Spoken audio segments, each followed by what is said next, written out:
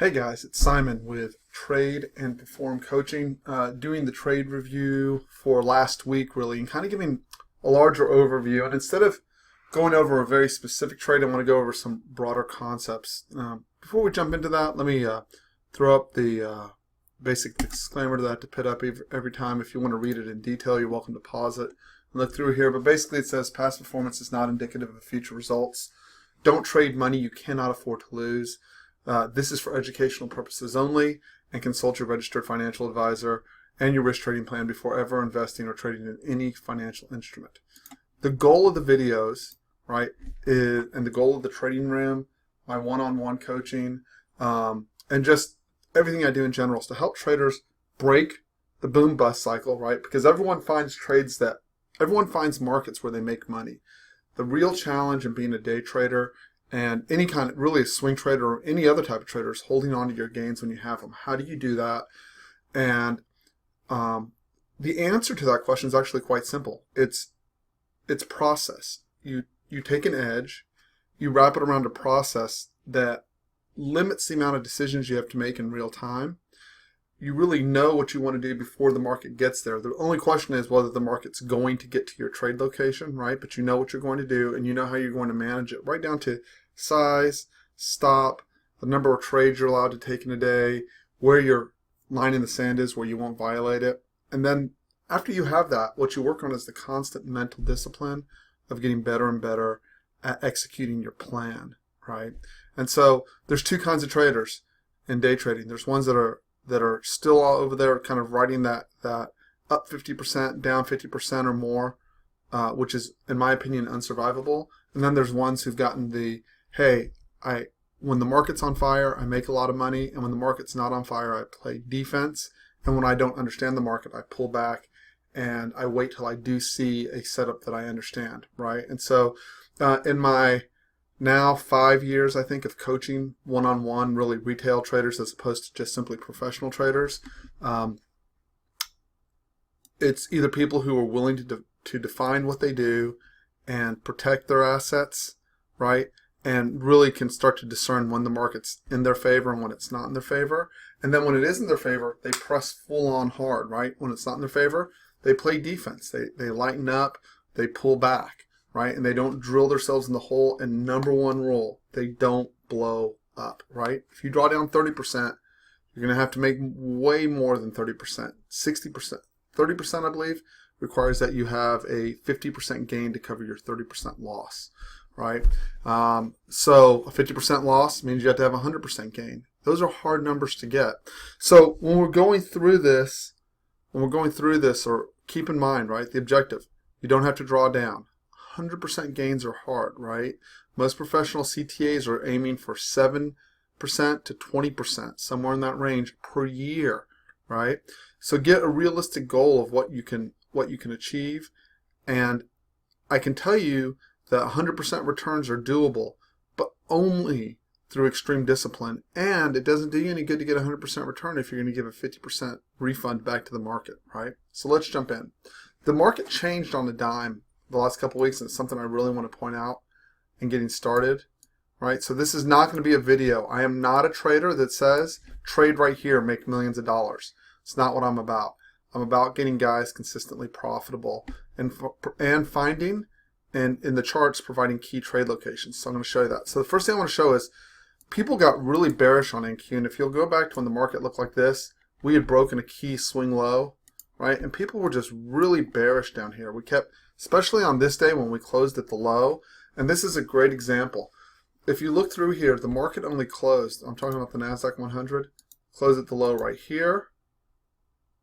We closed near the low right here and near the low right here. That's 3 days, right? So out of this entire down move, right, you were able to generate a panic close. I guess it's not going to let me do that. Panic close at the low. Look at the response after that, right? Here's another panic close. So out of all these days where we quote the market's melting, 1, 2, 3, 4 days where it closes at the low. Now look at the reversal day by day. Right, and the first thing people do is they go, well, I'm waiting for a 50-60 retrace, and I'm counting the ride back to the downside. And if you look to the right after this is established, you'll see that people tried to short at that 50 retrace. Why do we know that? Because it closed, it gapped above, closed right at it, backside tested the 62 retrace, broke the last swing high, and at that last swing high, you know, people tried to short. Why? We closed right underneath it. They opened right under it. They closed right above it that day. We opened underneath, popped, and we've held above ever since, right? This is how you roast the shorts and people that get bearish, right? So why is that? What would have kept you balanced there? Well, if you look at the bigger swing, which I encourage all day traders to do, right? So let's get a bigger perspective on this. This is where we were, right? This was the gap and the breakout trade right here back at 5,500 in June, April, in late April, right? So we're May, June, July, right? We didn't come anywhere close to testing that, right, guys? So you can kind of help your bearishness by knowing if we don't get past that 5,500, there is no bearishness in NQ. You want to look for long side trades in this, and just the bearish moves don't last, guys. That's really what I want to say. If you look back the last 7 years, people who've gotten bearish have gotten constantly crushed like this. You give me a date, I'll give you an example of this kind of move back up. Okay, so same thing on ES. Let's jump over to ES really quick to get a perspective for the week. All right, so if you look at ES, let's pull this chart in. Okay, so people started, I heard some, you know, oh, we're going to roll over, it's going to get lucky, again, it's going to get ugly. Again, if you look from where this rally started, right, just before June, late May, that was the swing low in late May, right? We'll underline it. Now look, did the market ever, did it even make it back? If you read all the hype about the market's bearish, it's overbought, Trump is going to blow up the market, whatever you want to believe, right? Fact is, we retraced 50% of this move to the tick. Take it back. I didn't think we made it back to the 50. I think we just missed it. We did. We just missed the 50 retrace, right? And then, which is a sign of strength when you can't get back there, right? That was the last swing low over here to the left just before June, and then popped to a new high. So there's no point in getting bearish. Ignore all the bearish hype unless you are an institutional trader trying to figure out what to do with billions of dollars.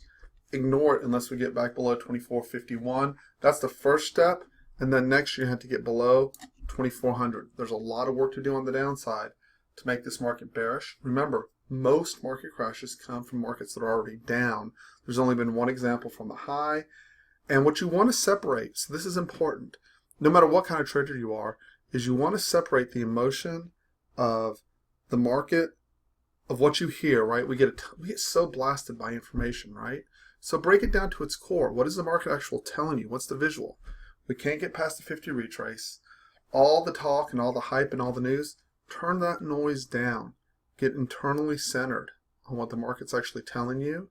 Get internally centered on what your process tells you how to make money. So now let's take all of that. We know buyers are in control, right? So we take that bigger picture, and now we're, for day trading purposes, going to zoom it down to get key locations, right? So let's go to Friday's chart.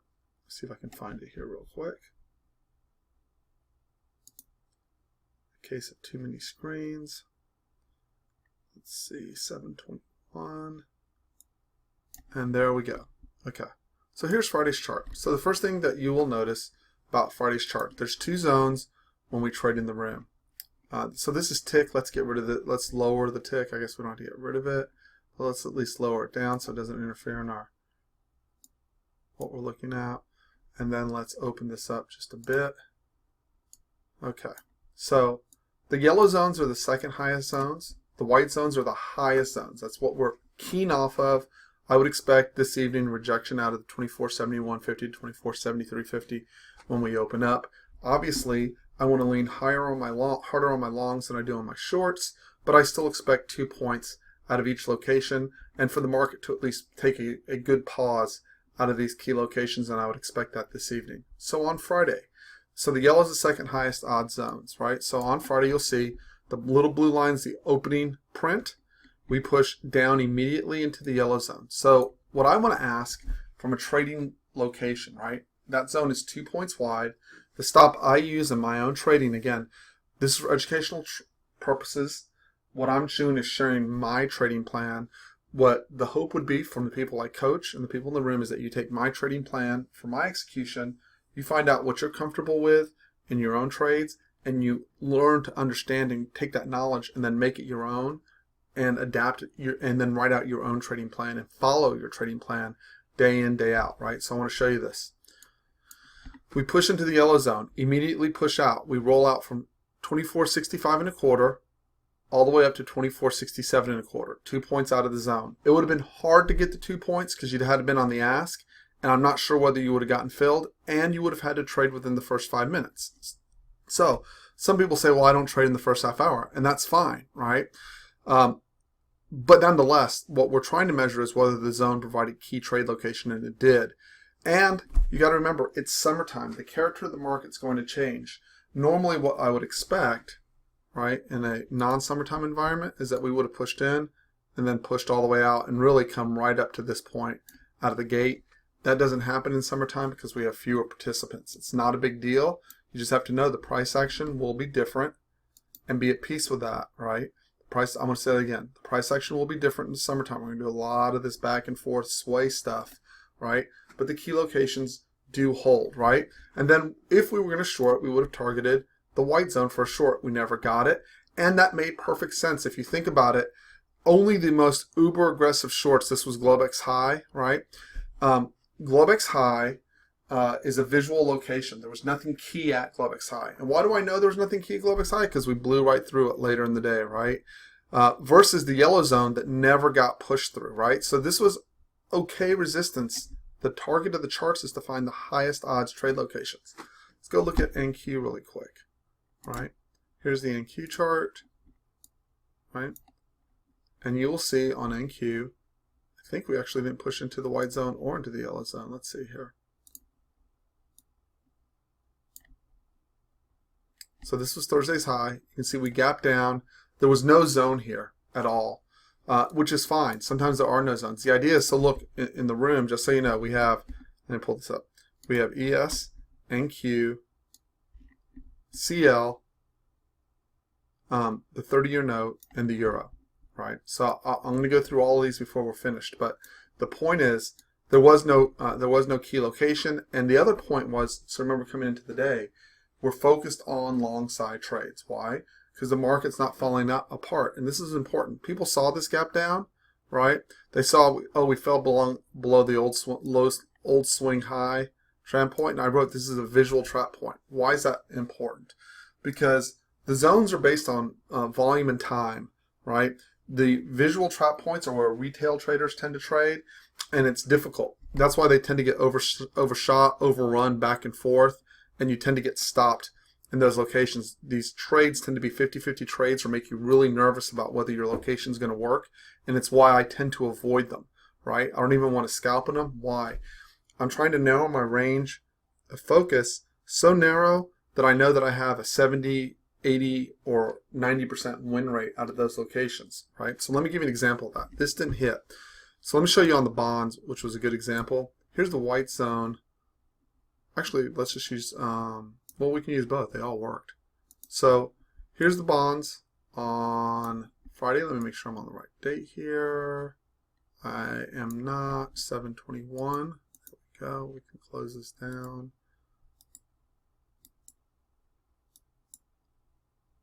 That was Thursdays. Actually, you know what? We'll just leave Thursdays up. We'll go back and check on it in a second.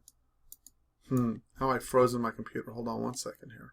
Okay, so we're back again in an attempt to avoid all the hype, right? So this is going back to Thursdays. This is the 30-year note, right? So notice we're waiting patiently, right?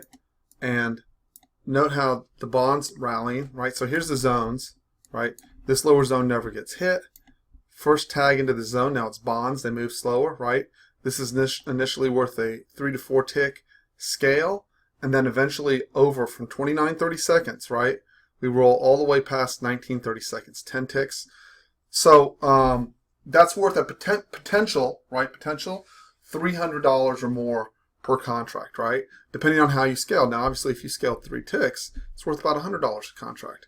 I always follow a scaling process where I'm targeting a location away from the white zone, And obviously I would have preferred to be long and to be able to tag into this white zone as they did the prior day, be able to tag into this white zone and push for well more than 10 ticks to the upside, but you take what you can get from the market, right? You can't demand that it cooperate. If you look at CL, that's a 30-year note, right? So if we look at CL from a 24-hour perspective, again, these are posted before the market opens. So notice the first punch into the white zone, rotation up. This is 46.53. This is approximately 46.74. So from 53 to 74, 20 ticks to the upside. That's about $200 a contract, right? First touch in, stop, a reasonable stop behind the white zone, pushed you and gave you a maximum potential of $200 per contract. Next, we tag in. Again, this is my trade plan, right? These are the zones where I'm highly confident taking a trade. And the idea is that I'm not a snake oil salesman, right? What I'm trying to do is teach people, hey, these are our key locations. This is where we're looking to get a trade. And my job as a chartist, right, is to find where I'm looking for responsive buyers. And what this is telling you is that I'm very good at highlighting those locations, right? Now understand, just because you can highlight a location doesn't mean you trade a location well. I built a process around taking trades out of these locations. So you'll notice in the afternoon, which by the way, I wasn't here Friday afternoon, but nonetheless, look at where we pushed in, right? Along from 45.72, found responsive buyers where? All the way back to almost 46, right? Just a couple ticks shy. That's roughly 25 ticks per contract were available, up to $250 a contract. Second push into the zone here, again, yielded almost 15 ticks in responsive buyers out of here. And then, of course, we closed into this key location. It'll be very interesting to see if we hold. By the way, on Monday, I believe there's a meeting in St. Petersburg, Russia, and there could be a lot of news-driven events in CL. So watch for that on Monday, right? So actually had quite a nice week. It's extended pretty well up off the lows, and that's normal. People get bearish, they get squeezed, pushed all the way up. Oil's a very interesting beast. And then let's go look at the euro, right? From the perspective of the euro. So if you'll notice, right, this is the white zone. We open up in Asia, reject out of the white zone, right? Come back up, get above the white zone. Now notice, first backside test into the white zone after a push away in early London session. Rotation back from 16, let's just call it 1671, back to 1695, right? And that the white zone held all night long. You'll notice there was no resistances of visual resistance location. It was simply Thursday's high. And again, you can see why I don't like trading at those locations, because they get whipsawed back and forth. The key targets up here are all above, and there is no white zone above. There's actually quite a bit of room to run on the euro. If the dollar continues to get weaker, the euro doesn't have a lot of resistance. I looked all the way up to 120, and there's actually plenty of room for that to move to the upside. Of note, this is a weak location, right? It'll be a big stretch when we get to here, so I'd still expect some kind of bounce. But responsive buyers, we just didn't have a lot of time to build a line of defense in this area. Okay, so the last piece I want to leave, and I'm almost at 20 minutes, so I'm going to tie this up, is how did the market do the rest of the week? We already know that Friday we pressed into the yellow zone. So let's go look. Let's see, 23, 22, 21, 20. So let's go look at how we did on 720, since I didn't get to do a review, right? And again, the key is, how do you find your key locations? How do you improve as a trader, right? So these are the zones from 720. Let's see, where are we? This would have been, you know what? I bet I moved. That's NQ. Let's see if I moved this. And I bet I did when I redid the charts. So let's see if I double save this. 720. And I did. Oh, I don't trust this. So let's open this here. Hold on one second here. And I will go to the file that I sent out to clients, 720. Let's open this and see what we have there. I think it'll be better. It'll be untouched. There we go. Okay. So for 720, this was not a zone. There's not two lines, right? You'll notice, so this was actually heartbreak, now that I remember, on Thursday. Our key location was the white zone. It missed by 1 tick. That was the only trade we had in ES on the day. I want to remind you, now you can look at that and go, the guy should have had the low and he didn't, right? I look at it the other way around. I knew exactly where to take risk. I look at taking this trade 100 times in a row. Okay, so it'll miss a couple of times. But I had my limit order here sitting at 24.65 1/4. That's where I expected responsive buyers. And that trade eventually traded from 24.65.50, one tick away, all the way up to 24.750, right?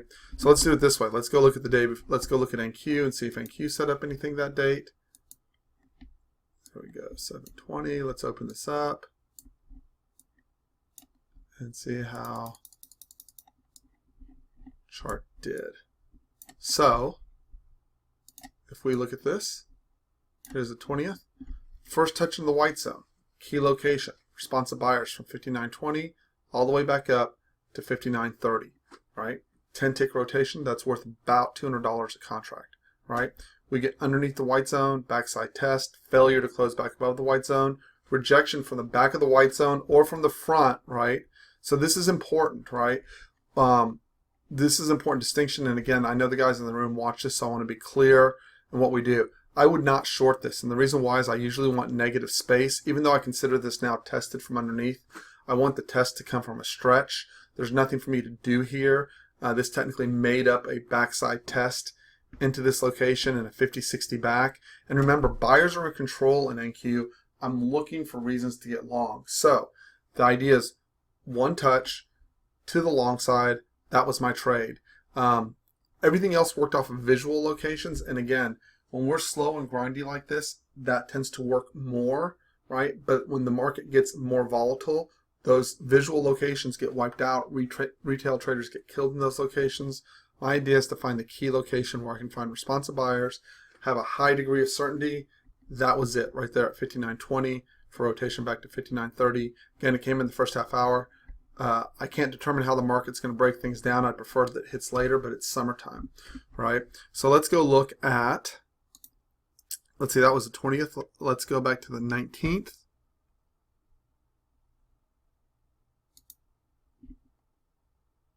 Here's the 19th. We'll just go through the week real quick.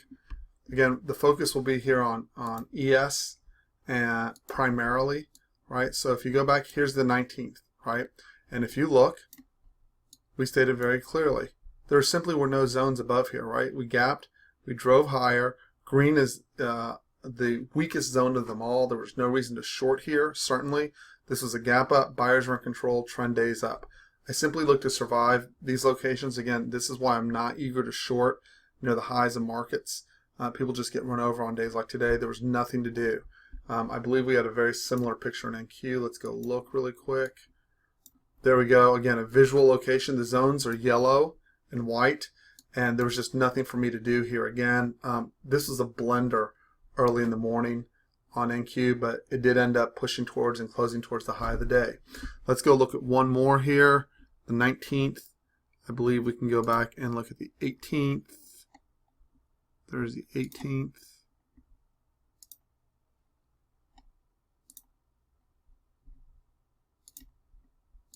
And again, this is not meant to be fancy. It's not meant to be flashy. It's meant to be effective, right? And there's a big difference there. Let's see if we can find our data here. 21st, there's the 18th. So how beautiful is this? Let's go blow this up a little bit. We ended up, again, shorting. Very difficult, right? So if you'll notice, and we actually caught the long off this backside off of a negative 600 tick, right? But look, first push into the yellow zone, we find responsive buyers, pushes right up to a visual location, 24.54 1/4, right? Rejects down. They attempt to break the initial balance swing low and IB swing low, trap back in, right? Failure. This is on a negative 600 tick push. Failure, trap back in, and then look at the target, the white zone. And again, did the white zone do its job? Absolutely. Look how long it held the market, unable to close above the white zone. And the target was specifically backed by this volume point of control from the prior session, the 17th. And if you took it from there, you were able to generate 2 points. If you took it from the front of the zone, you're able to cover flat. Again, it's the end of the day, and the focus is not on shorting, in which case the zones become the target, right? And then finally, one last piece. Let's go look at the 17th. See if I can find that. There we go.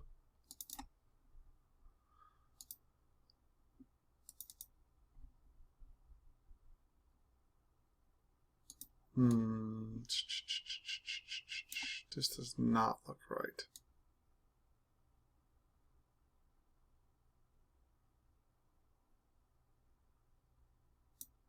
Oh, there it is.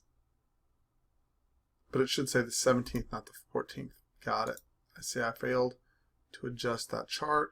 Nonetheless, the zones are correct. Let's go look.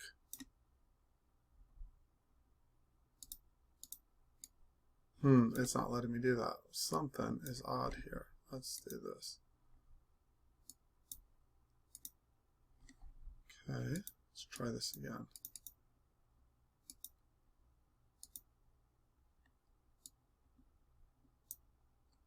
Okay, now we're in business. I simply failed to update. There's the key locations. Okay, so look, right out of the gate.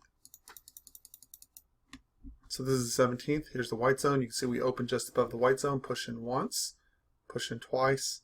Rotation from 58 NQ. That's why I'm messing this up. Got it. Here we go. 17th. Doing the trade reviews for the whole week. A little funny. So I changed it on ES. I didn't change it on NQ. Got it. So you'll see we opened up, right? We opened up inside the white zone. Remember, this is not a location to short. Buyers are still in control.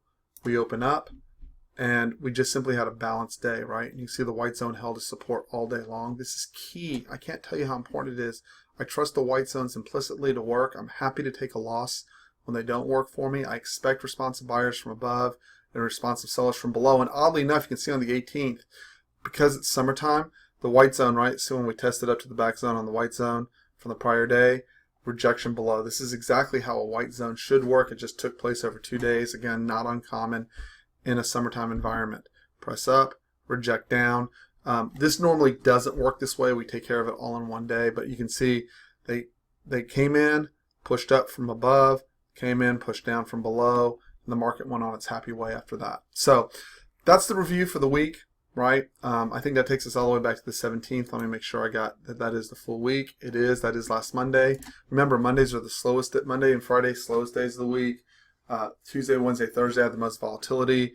CL generally gives you volatility 3 days a week, but most markets are pretty quiet on Mondays and Fridays. So my name is Simon. I'm a Trade and Perform Coaching. I know this was a long video. I haven't put out anything in a week, so I needed to review what I'd been doing. The key location is to focus on the white zones, right? Second highest odds locations are the yellow zones, where I expect responsive sellers, responsive buyers. This is my trade plan. I share it with the members in the room to help them refine their own trade plans. I do one-on-one coaching to improve you as a trader, right? To get out of the boom-bust cycle. And there's no hype. There's just hard work. That's all there is to it. People tell you that there's some kind of magic to the market. There's not.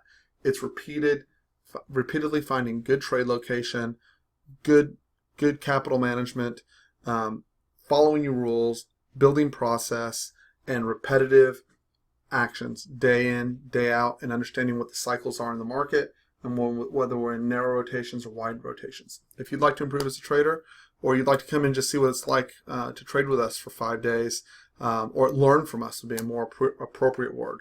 For 5 days in a row, email me. Here, let me put out my email real quick.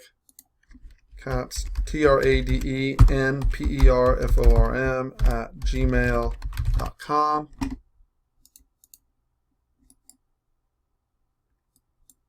Let's format that so everyone can see it.